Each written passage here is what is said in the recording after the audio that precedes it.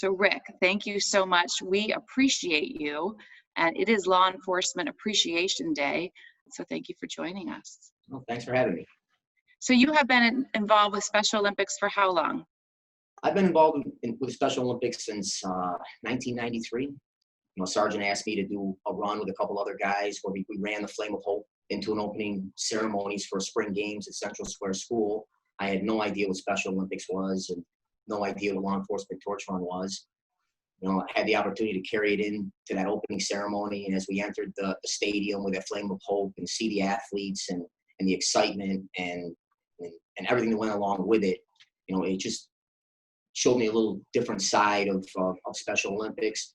I hung around that day and watched some of the events, just seeing the athletes compete and the joy and the sportsmanship and the true sense of athleticism that took place with those events. It really started me wanting to become involved in this movement and start doing things for Special Olympics and Law Enforcement Torch Run. To have this advocacy from the law enforcement, understanding who our athletes are, people with disabilities, how do you think it benefits the law enforcement, but also how do you think it benefits the athletes? Well, I'd have to say the biggest benefit, I think, to the athletes is that we're able to be out there spreading the message of inclusion, letting them know that they're accepted and they should be involved in everything that's going on in our society today. They're no different than anybody else. They're just looking for a chance to be happy, healthy, and just to participate. And for law enforcement, it really is something special for us. We get way more back from the athletes than they get back from us. I could go out and have a bad day at work. I'm dealing with a fatal accident. I'm dealing with a homicide. And you go out to one of these events and you can't help but put a smile on your face when you're dealing with these athletes. They have the greatest outlook on life. It can really change a bad day into a good day for us. A true sign of a friend is being there in the good times and the bad times. And I think both the law enforcement and Special Olympics and really our state, nation have had a lot of bad days this past year. And I think it was a really testament of our partnership of how hard we work together to figure out how to get our athletes engaged, stay connected during this time. We had an athlete who I know is a good friend of yours who just really struggled so much so that had to be hospitalized during this time. And what you did and the law enforcement really from around the world to lift his spirits up, I think just really changed his total direction. What other moments have you seen that have helped get our athletes through this troubling year? Well, it's not just things that I think we've done to help them get through stuff. They've done things to help us get through stuff. I've received video messages from athletes, or they've gone out to some of our state committee members. The times when they need help, we stand with them, and they've stood with us in some tough times in 2020, and they never wavered. They stood with us the whole time, said that, sent messages to us, how they support us, and they're there for us, and that really means a lot to us. One of our LETR committee members decided to engage him in running every day. They went out and they ran, just together. It gave him some exercise. He started to build up.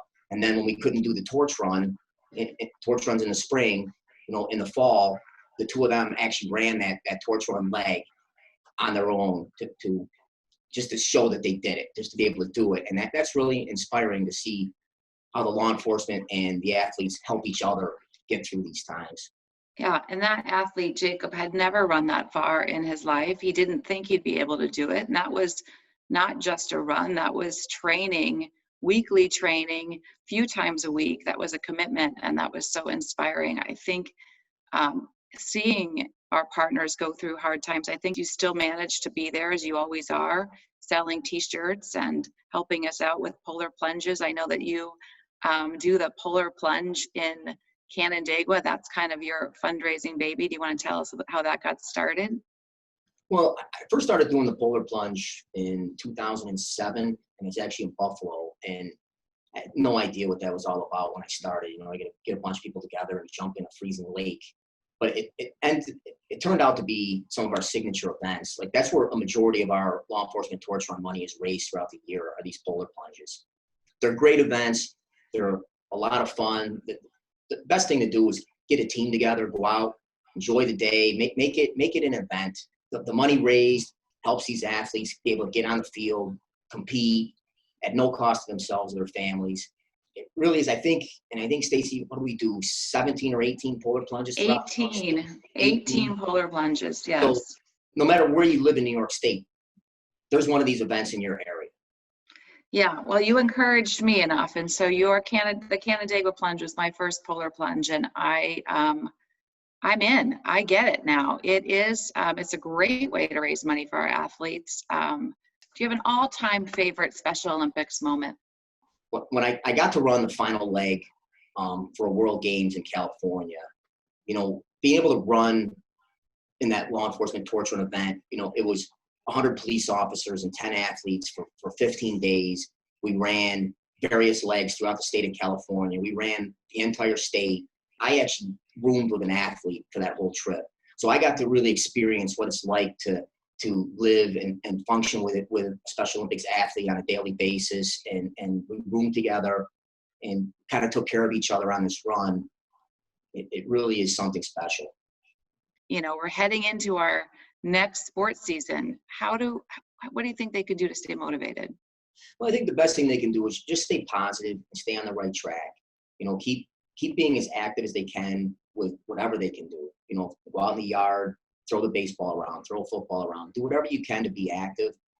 Just keep the faith, stay positive. We're going to come out of this, and before you know it, this virus is going to be in our rearview mirror, and you're going to be back on the playing field. You're going to be back in the game, doing the things we normally do. I'm looking forward to the day that I can come out and watch you guys compete again and hand out medals and watch the excitement of a Special Olympics event. Just stay positive. Thank you, Rick. Oh, thank you.